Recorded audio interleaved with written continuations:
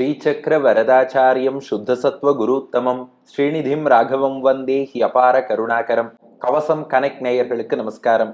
பெரியாழ்வார் திருமொழி 3ஆம் பத்து 7ஆம் திருமொழியின் 8வது பாசுரத்தை அனுபவிக்க மானசீகமாக நாம் ஆயர்பாடியை அடைந்து விட்டோம்.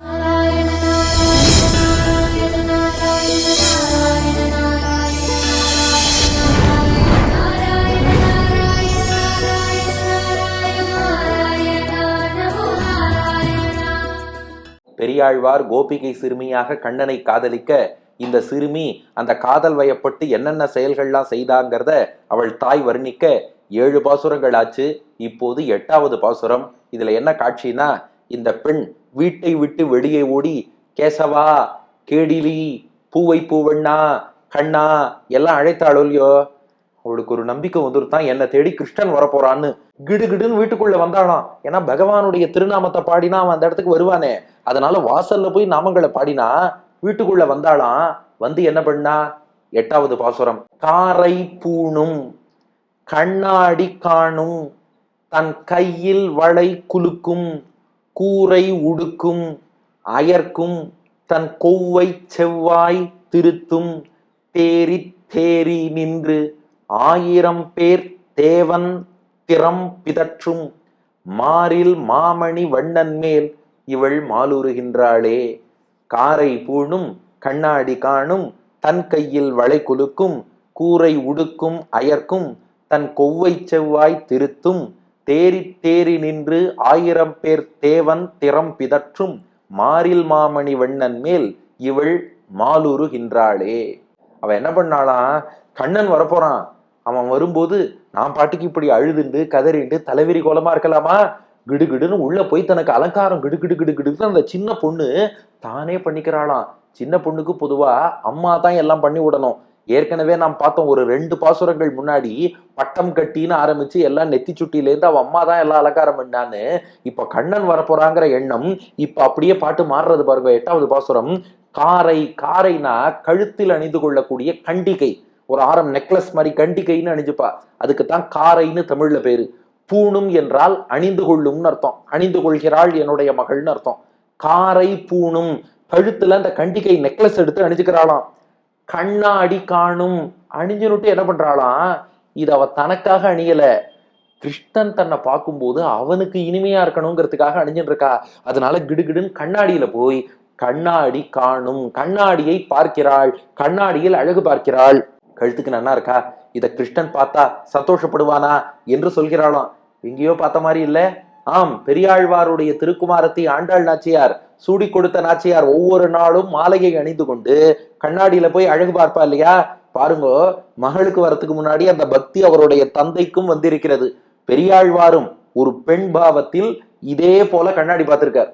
கண்ணாடி பார்த்த பெரியாழ்வாருடைய மகள் ஆண்டாள் நாச்சியாரும் மாலையை போட்டுன்னு கண்ணாடி பார்த்திருக்கான்னு தெரியுது. அவர் கழுத்துல கண்டிகை போட்டு கண்ணாடி பார்த்தார், இவள் மாலை போட்டு கண்ணாடி பார்த்தாள். ஆக காரை பூணும், கழுத்துல அந்த கண்டிகையை அணிந்து கொண்டு, இது கண்ணனுக்கு பிடித்த மாதிரி இருக்குமா? கண்ணாடி காணும், என் கழுத்துல இதை பார்க்கும்போது கிருஷ்ணன் சந்தோஷப்படுவானான்னு கண்ணாடியில் பார்த்து ரசித்தாள். அப்புறம் தன் கையில் வளை குலுக்கும், தன் கையில், அவள் தன்னுடைய கையிலே வளையல் எல்லாம் அணிஞ்சுண்டு குலுக்கும், அப்படி குலுக்கி பார்க்கறாளாம். எதுக்குன்னா 2 காரணம் வியாக்கியானத்தில் மாமுனிகள் காட்டுகிறார். முதல் காரணம், இவ கண்ணனை பிரிஞ்சு இருந்ததுனால இவ்வளவு நேரம் வளையெல்லாம் கீழே சரிஞ்சு சரிஞ்சு விழுந்துருத்தான். இப்போ கண்ணன் வரப்போறான்னு ஒரு எண்ணம், சந்தோஷம் வந்ததோ இல்லையோ, அதுல கொஞ்சம் திருமேனி பெருத்துருத்தான். அதனால இப்ப வளையல் அணிஞ்சிட்டு குலுக்கி பாக்குறா, கீழே விழ மாட்டேங்கிறதான். அதான் வளை அணியும்னு சொல்லல, குலுக்கும், குலுக்கி குலுக்கி பாக்குறா. பரவாயில்லையே, கையில நின்னோடு தேனாலாம். 2வது அர்த்தம், ஏன் குலுக்கினான்னா, இந்த வளையலை குலுக்கினா ஒரு சத்தம் வரும், அந்த சத்தத்தை கேட்டா ஓ அவ வளையல் அணிஞ்சுட்டா நம்மள கூப்பிடுறா, கண்ணன் ஓடி வந்துருவானா. அவன் குழல் ஊதினா கோபிகைகள் ஓடி வருவா, இவ கைய குலுக்கினா கண்ணன் ஓடி வருவான். தன் கையில் வளை குலுக்கும். அப்புறம் கூரை உடுக்கும், கூரைனா புடவைன்னு அர்த்தம். கூரை உடுக்கும், நல்ல புடவை ஒன்று எடுத்து அணிந்து கொள்கிறாளாம், அவன் பார்ப்பதற்கு இனிமையாக இருக்கணும்னு. எல்லாம் அணிஞ்சுட்டு கண்ணன் வருவானான்னு எட்டி பார்த்தா வல்ல. கூரை உடுக்கும், அந்த புடவைய அணிஞ்சின்றவோ அயர்க்கும், அயர்க்கும்னா அறிவழிந்து மயங்கி விழுந்து விட்டாள்னு அர்த்தம். கண்ணன் வருவான்னு எதிர்பார்த்துட்டு அயர்க்கும், அவன் வரலன்னு மயங்கி விழுந்துட்டா. ஆனா அதோட தளரல. அப்புறம் தேறி எழுந்தா, இல்ல ஒரு அலங்காரம் விட்டு போச்சு, அதனாலதான் வரல. என்ன, உதட்டுல சிவப்பு சாயம் பூசிக்கலையாம். என்னடா இது, அந்த காலத்துல எல்லாம் சிவப்பு சாயம் கூட உண்டான்னு கேட்பீர்கள். இந்த செயற்கை சிவப்பு சாயம் இல்ல. பாசுரம் பாருங்க. தன் கொவ்வை செவ்வாய் திருத்தும். தன்னுடைய கொவ்வை, கோவைப்பழம் போன்ற செவ்வாய், சிவந்த வாய், அது ஏற்கனவே சிவப்பாதான் இருக்கு, திருத்தும், அதுக்கு இன்னும் கொஞ்சம் சிவப்பு நிறம் கூட்டினாலாம். இங்க திருத்தும்னா அழகு சேர்த்தல், அலங்கரித்தல்னு அர்த்தம். அதுக்கு இன்னொரு அலங்காரம் பண்ணாலாம். எப்படி, வெத்தலைப்பாக்கு தாம்பூல சர்வணம்னு மாமுனிகள் வியாக்கியானம். வெத்தலைப்பாக்கு போட்டா அந்த சிவப்பு நிறம் இருக்கும் இல்லையோ, அது உதட்டுல ஒட்டிக்கும். அதுதான் இயற்கை சிவப்பு சாயம். இன்னைக்கு பூசற அதுன்னு வேற மாதிரி நினைச்சுடாதீங்க. வெத்தலைப்பாக்கு போட்டுண்டா அதனால இன்னும் சிவப்பு நிறம் ஏற்பட்டது. அதுதான் தன் கொவ்வை செவ்வாய் திருத்தும். வாயை இன்னும் கொஞ்சம் சிவந்ததாக ஆக்கி கொண்டாலும். இப்ப பகவான் விரும்புவானான்னு பார்த்தா இன்னும் வரல. சரி, அவன் திருநாமங்களை தொடர்ந்து சொல்லுவோம்னு தேரி தேரி. தேரினா தெளிந்துன்னு அர்த்தம். தேரி தேரினா தெளிந்து தெளிந்து. இதுக்கு ரெண்டு தெளிந்து சொல்லணும்னா, மயங்கி விழறா, தேரி தெளிந்து மறுபடியும் பகவன் நாமாவை சொல்றா, மறுபடியும் மயங்கி விழறா, தேரி தெளிந்து பகவன் நாமாவை சொல்றா. அப்ப தேரி தேரினா ஒவ்வொரு தடவையும் விழுந்திருக்கான்னு அர்த்தம். ஒருத்தன் என்ன சொன்னாப்பா, எப்படியோப்பா படிச்சு படிச்சு படிச்சு பாஸ் பண்ணிட்டேன்னா, படிச்சு படிச்சு படிச்சு பாஸ் பண்ணிட்டேன்னா என்ன அர்த்தம்னா, ஃபெயில் ஆகி திரும்ப படிச்சு, ஃபெயில் ஆகி திரும்ப படிச்சு, ஃபெயில் ஆகி திரும்ப படிச்சு பாஸ் பண்ணேன்னு அர்த்தம். அது ஃபெயில் ஆனேங்கிறத எதுக்கு சொல்லணுங்கிறதுனால அவன் என்ன சொல்லிட்டான், படிச்சு படிச்சு படிச்சு படிச்சு பாஸ் பண்ணேன்னு ஒரு தடவை சொன்னா போருமே, 3 தடவை சொன்னா என்ன அர்த்தம்னா அதுல 2 தடவை ஃபெயில் ஆயிருக்கான்னு அர்த்தம். அது போல தேரி தேரின்னு 2 தடவை சொல்றதுக்கு காரணம் என்னன்னா, மயங்கி விழுந்தா மறுபடியும் தேரினா, மயங்கி விழுந்தா மறுபடியும் தேரினா, இப்படி தேரி தேரி நின்று, அதுக்கப்புறம் எழுந்து நின்று, நிலைத்து நின்று, 1000 பேர் தேவன் திறம் பிதற்றும். தேவன் என்பது இங்கே எம்பெருமான், பெருமாள் கண்ணபிரானை குறிக்கிறது. அவன் எப்படிப்பட்டவன்னா, 1000 பேர் தேவன், 1000 பெயர்கள், 1000 திருநாமங்கள், விஷ்ணு சகஸ்ரநாமத்தில் உள்ள 1000 திருநாமங்களையும் தன் திருநாமங்களாக கொண்டவன். அவன் தான் 1000 பேர் தேவன், விஷ்ணு சகஸ்ரநாமத்தால் போற்றப்படுபவன். அவனுடைய திறம் பிதற்றும். திறம்னா கல்யாண குணங்கள், மங்கள குணங்கள்னு அர்த்தம். பிதற்றும் என்றால் அதையே வாய் வெறுவி சொல்லிக்கொண்டே இருக்கிறாளாம். அதாவது பகவானுக்கு 1000 திருநாமங்கள் இருக்கு இல்லையா, அதுல ஒவ்வொரு திருநாமமும் அவனுடைய ஒரு குணத்தை சொல்லும். யானி நாமானி கௌணானி விக்யாதானி மகாத்மனஹா ரிஷிபி பரிகீதானி தானி வக்ஷ்யாமி பூதையே என்று நாம சகஸ்ரநாமத்தில் பார்க்கிறோம். யானி நாமானி கௌணானினா எம்பெருமான்ட்ட எல்லையில்லாத மங்கள குணங்கள் இருக்கு. அந்த ஒவ்வொரு குணத்தையும் சொல்வதற்கு ஒரு திருநாமம். இப்ப இந்த பெண் என்ன பண்றா, தேரி தேரி நின்று 1000 பேர் தேவன், 1000 பெயர்களால் சொல்லப்படும் தேவன் இருக்கானே, அவனுடைய ஒவ்வொரு திருநாமமும் ஒரு திறத்தை, ஒரு குணத்தை சொல்லும். அந்த திறம் பிதற்றும். ஒவ்வொரு திருநாமத்திலும் என்ன குணம் சொல்லப்பட்டிருக்கு, என்ன குணம் சொல்லப்பட்டிருக்குன்னு அந்த குணங்களையே அவள் பேசிக்கொண்டு, புலம்பிக் கொண்டு, கிட்டத்தட்ட உளறிக்கொண்டும் கூட இருக்கிறாள். இப்படி பகவத் குணத்தையே பேசின்னு இருக்கா. யாரால மையல் கொண்டிருக்கான்னா, மாறில் மாமணி வண்ணன் மேல். மாறில்னா என்ன அர்த்தம்? மாறு அப்படின்னா இங்க ரொம்ப அழகான வியாக்கியானம் மாமுனிகள் பண்ணியிருக்கார். மாறு அப்படின்னா சப்ஸ்டியூட்னு அர்த்தம். அவரால் வேலைக்கு வர முடியலைன்னா அவருக்கு மாற்றாக இவர் வந்தாருன்னு பாருங்க, சப்ஸ்டியூட்னு அர்த்தம்.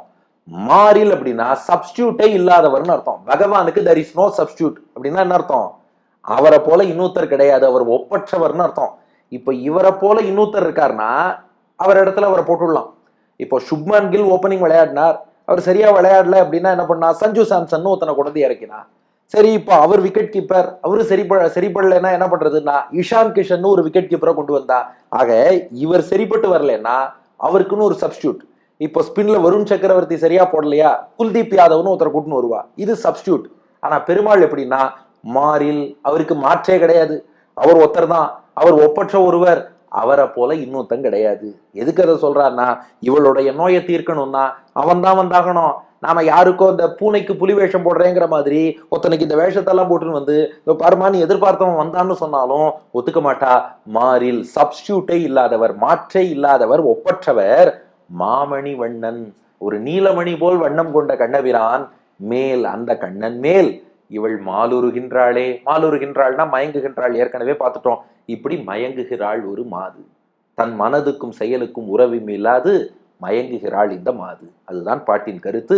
காரை பூணும், கண்ணாடி காணும், தன் கையில் வளை குலுக்கும், கூரை உடுக்கும், அயர்க்கும், தன் கொவ்வை செவ்வாய் திருத்தும் தேறி தேறி நின்று 1000 பேர் தேவன் திறம் பிதற்றும் மாறில் மாமணி வண்ணன் மேல் இவள் மாலுறுகின்றாளே.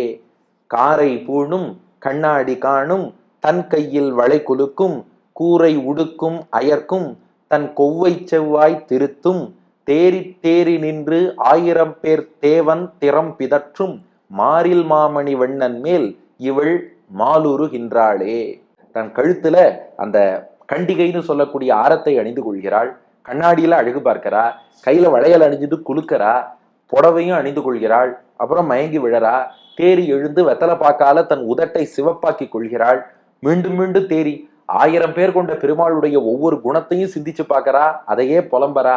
ஆனா ஒப்பில்லாத அந்த நீல ரத்தனம் போன்ற அந்த மணிவண்ணன் கண்ணன் இப்படி மயக்கிட்டானே, இவள் மாலுறுகின்றாளே, மயங்குகிறாள் ஒரு மாது. தன் மனதுக்கும் செயலுக்கும் உறவும் இல்லாது திருவாய்மொழியாலே கண்ணா கண்ணா என்று அழைத்தால் அவள் உள்ள எப்படி உருகிறது என்று அந்த தாய் சொல்வதுதான் இந்த பாசுரம். அடியன் வழங்கும் ஆங்கில வடிவம். She adorns her neck with necklace and looks at the mirror to check whether she is pleasant to the Lord. She adorns her hands with bangles and shakes her hands. She adorns her with a saree and faints.